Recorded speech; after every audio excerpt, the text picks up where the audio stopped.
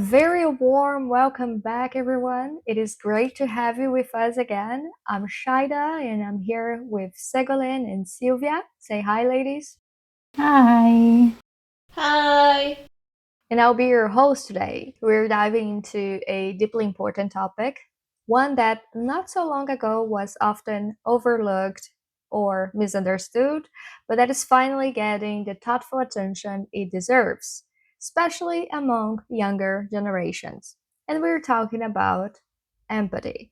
Why it really matters, what it really means, and how it is reshaping the way we connect with each other. So, ladies, time to be heard. What does empathy mean to you? For me is to be able to put in the other person's shoes, but also to understand like their emotions, to see what words cannot communicate, but you can sense their mindset and like how they're feeling in that very moment. And what about you, Sego? I think it's one of the aspects that is the most important for all humanity.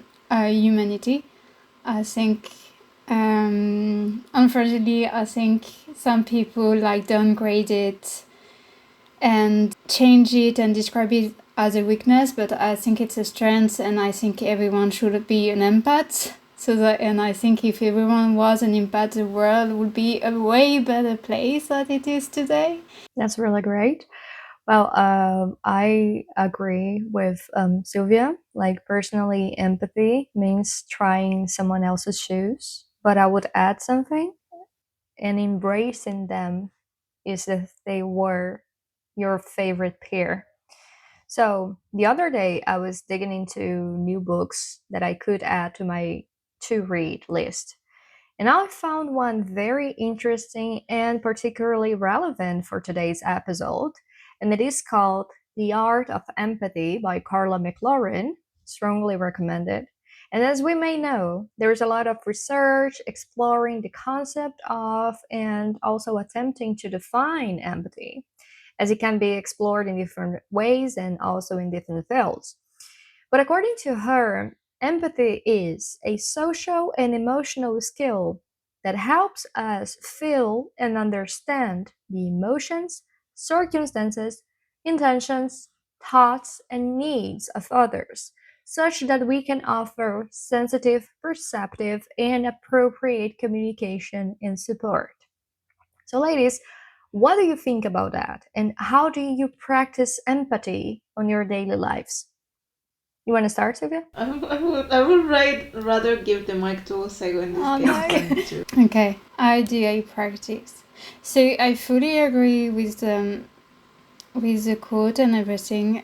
How do I practice it? It's funny because I think I was taught early on how to be an empath and to care about other people and to not judge and to by any means not perfect at it. But I think it's like with certain people I can feel a connection and it's completely natural that I connect with them.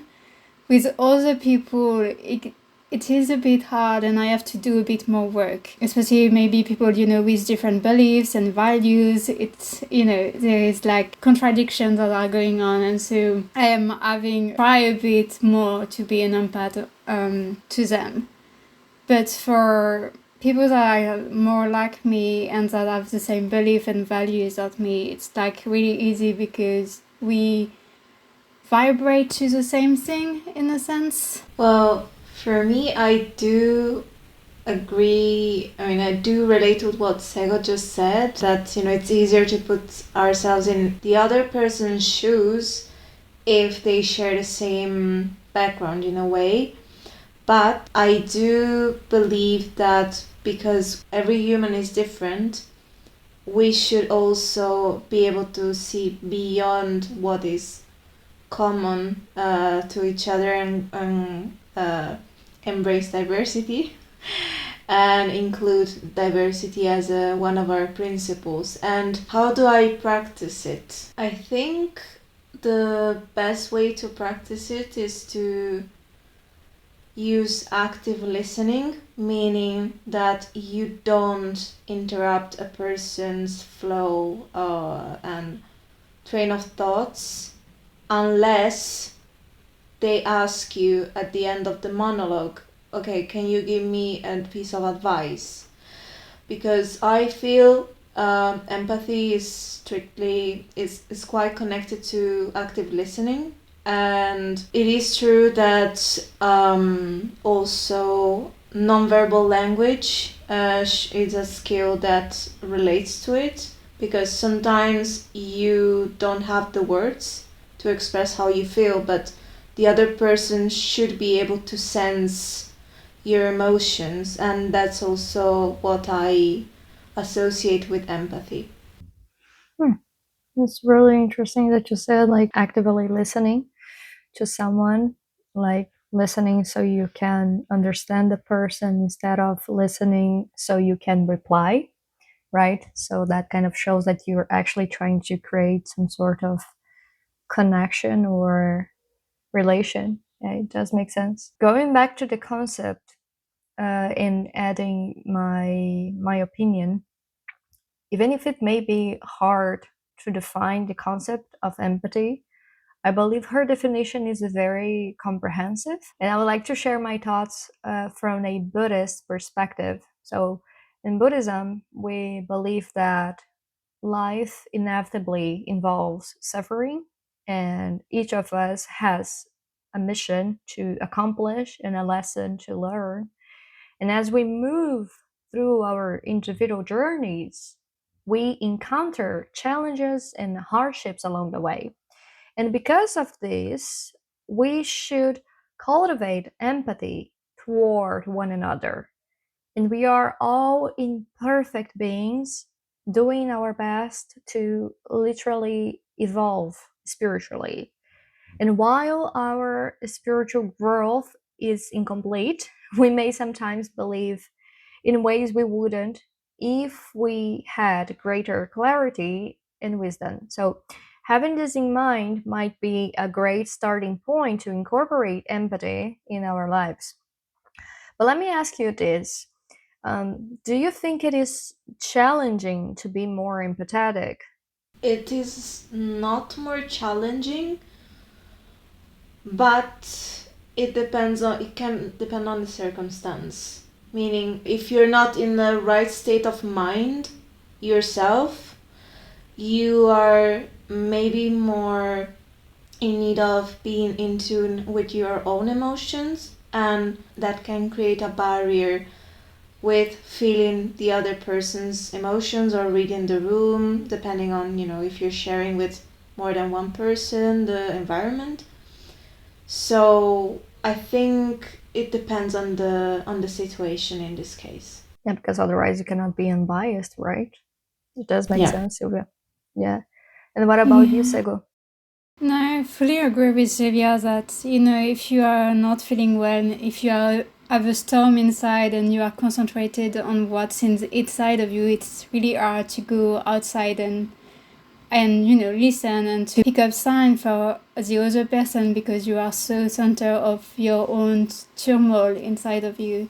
So I fully agree. I think you need the right type of mind to be able to be empathetic.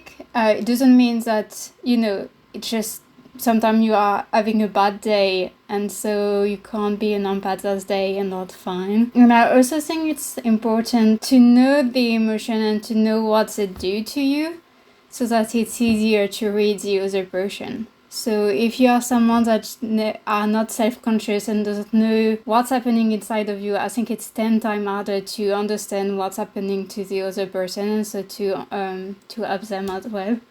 So I think it takes a bit of work to be an empath and on yourself first so that you can connect to other people. I totally agree with you, Sego. In my case, I like to think that it is hard because it's not just being about being empathetic towards someone you love. Like, let's think about someone who hurt us, okay? It's not because they hurt us that we are excused to hurt them back, or nor should we let's say, cheer for someone's fall, because, well, remember, life is a roller coaster. But I think this kind of exercise, it humbles us pretty much, not just us, I mean, everyone. These people, the ones who hurt us the most, it can be a friend, it can be an ex-partner, a relative even, may be fully aware of their actions, but not necessarily aware of the impact of those actions on our lives. So, what I personally call the selfish math, because they can only see one part of the equation, right? So, trust me, you don't want to be a bad person just because people treated you badly. And I like to think also that everyone offers whatever they find in themselves. So if that does not reflect the way you deserve to be treated, your values, your principles, just, with some decency and respect and dignity, that is not on you, that's on them. And it's also not your job to fix someone or to show your value to this person so they can start acting with more empathy towards you. You see what I mean? But what do you do when you don't receive empathy from someone? That's also a hard one.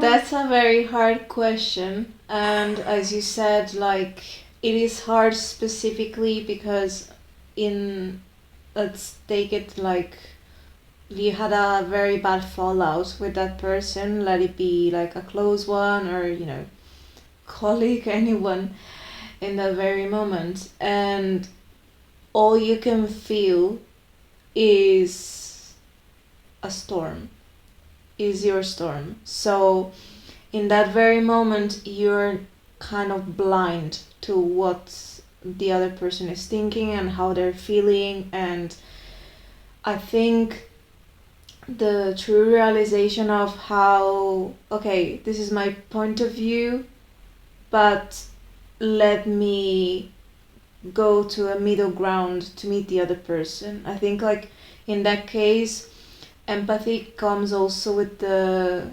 understanding of, okay, we messed up, there was incompatibility of, I don't know, whatever happened. What can I do to, not to fix it, but to find a way to reconnect with the other person that is not harmful to our relationship? And what you can do in that very moment is literally to be humble, as you were mentioning before, and to put your ego aside and just come with open ears and heart towards the other person and listen to what they have to say. And so I would say, to sum up, put the ego aside, go openly listen and with open heart to the other person, and don't listen to reply, but listen to listen in that case. That's something you said is not so easy. Putting ego aside and behaving as adults, pretty much, right? Yeah. And what about you, Sego? I think it depends of a lot of factor. I think it depends of the person that doesn't give me empathy. If it's a stranger, I will not mind. But if it's, someone like someone from my family, a friend, my partner, I would want them to be there for me. So I think it will hurt me a tiny bit more if it was someone close to me. I think it's depend of the state of mind that I have that day. If I already I'm in a vulnerable place, if I'm PMSing, I think, with my hormone, I will not be able to put my ego aside in those moments. I don't think I will be able to put my ego aside. But then a few days later on, I would think, oh, it's okay, I have day when I can't be an empath because I'm tired, because I have ton of shit going on, so I can't help, I can't I can't listen because there is so much thing. So I will understand in the end, but it might take a few days. So I think it really depends of a ton of things, of factor. And like you say, being an empath is hard. So it's hard for me to be an empath, but it's hard for other people as well to be an empath. And we have busy life, and we have shit happening in your life. And I understand that. I agree with you both, actually. To me, it also depends. If it's someone I have a relationship of any kind with, then I reach out and I talk things over, like directly, clearly, speaking without beating around the bush. So the thing is, the moment you let clear how you feel about a certain behavior, about a certain situation, and how that behavior hurt you, right? If you don't see a change, then I'll walk away. No need for closure, no need for revenge, nothing. Actually, it sounds ironic because it is to pay them back with empathy. I have compassion for people who do not want to change or at least to understand me. And I will also feel very sorry for those friends, colleagues, relatives, whoever it is, who simply cross their arms and wait for me to figure it out that there is a problem between us and that I am the one to blame, and also that is my job to fix it, you know? But that's one kind of the situation. Now, if you're talking about someone who I don't have a relationship of any nature with, then I will just pay them with silence. Like no reaction, no arguing, but definitely no excess, nothing. I think that's probably for the best, you know. But why do we think we should be empathetic, even with those who hurt us the most? Only hard questions today, huh? Yeah, Yeah, God. of course. If you know, I mean, of course, if it's the case of a stranger, you don't know what's going on in their lives.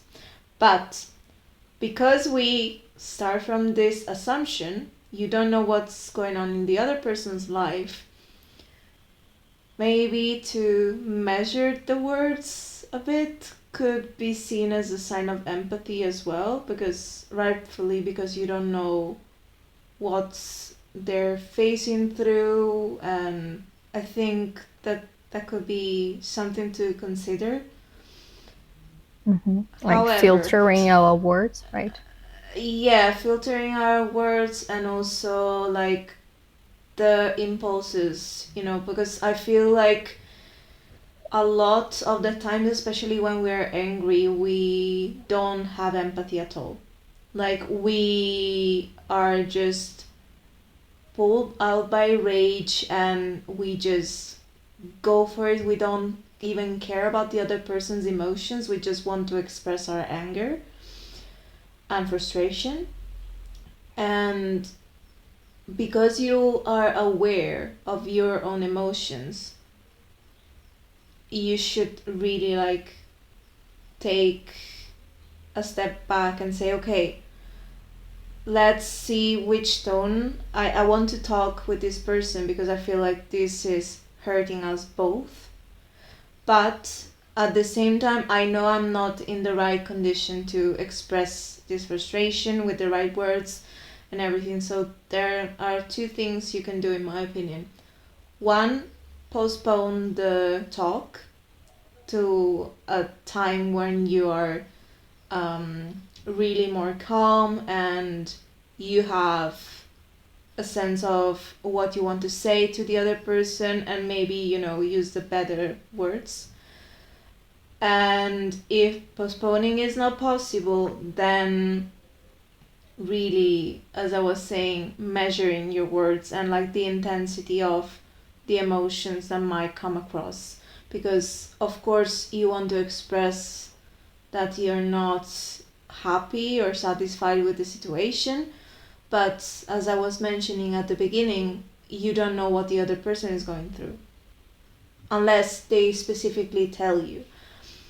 Then if there is a talk and you acted in the best way as possible to, understand also the other point of view, but you don't see that the other person is acting the same way towards you, I would say just you can't control what the other person is going to say, how they're going to say it, right?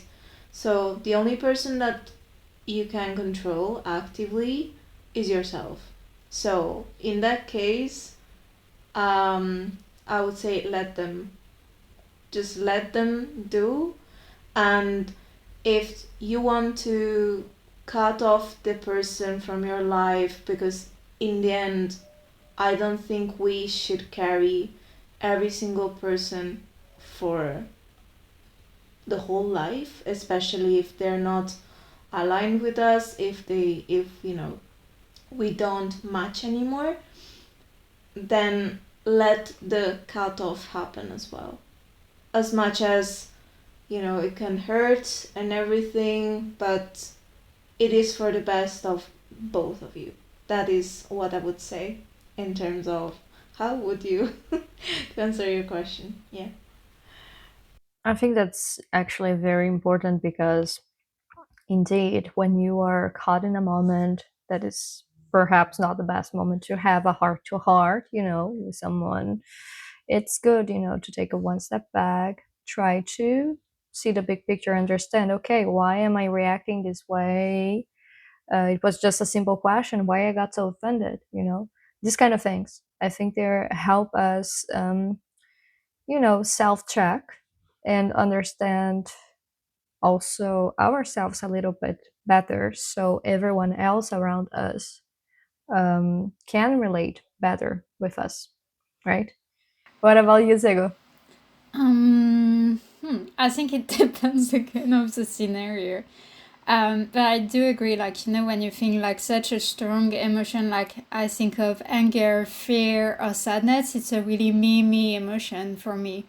It's fear is because you fear for your well-being. Sadness is because something happened, and so you are centered to yourself. So it's hard to, especially if the ones that hurt you and created those emotions inside you, it's really hard to be empathetic for that person in the moment. So you need to wait for, like you said. I get it. Well, in my case, it's not different from what Silvia said. Actually, I like to think that each and every one of us, we are like different universes.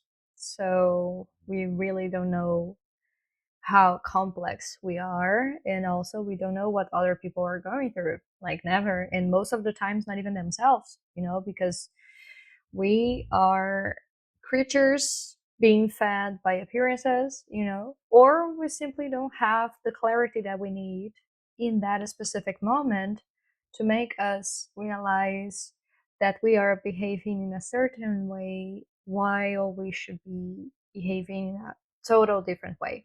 Okay. And we don't know other people's battles, let's be honest. So what you think is a huge problem for you perhaps is nothing comparing to what someone else has already gone through, So, ladies, anything you would like to share with our listeners? I do have something. With the light, because of how the world is going, and we hear from the people, I have people kind of everywhere around the world that say that empathy is a weakness, and they try to sell it that way. But I think it's because they don't want us to to be together and to fight against them, because they are the problem. They don't want us to realize that really complotist. My God. But yeah, empathy is not a weakness. It's something that connects us to each other, and I think it should be. I think we should really, really explain to even younger generation when they hear that it's not true, and to older generation and to men as well that because in women we are kind of induced to take care of others. We kind of learn that from, like, since we are little. And so we need to teach everyone, including young boy and men, that being an empath and being in tune with your emotion and other emotion is not a weakness, and it's actually a force. Get it. And Silvia? Well, I would say, okay, very mainstream to say, but everyone can cultivate empathy. You just choose to or not to. If you choose not to, then don't make anyone else's lives miserable. Like, just because you're frustrated with yourself.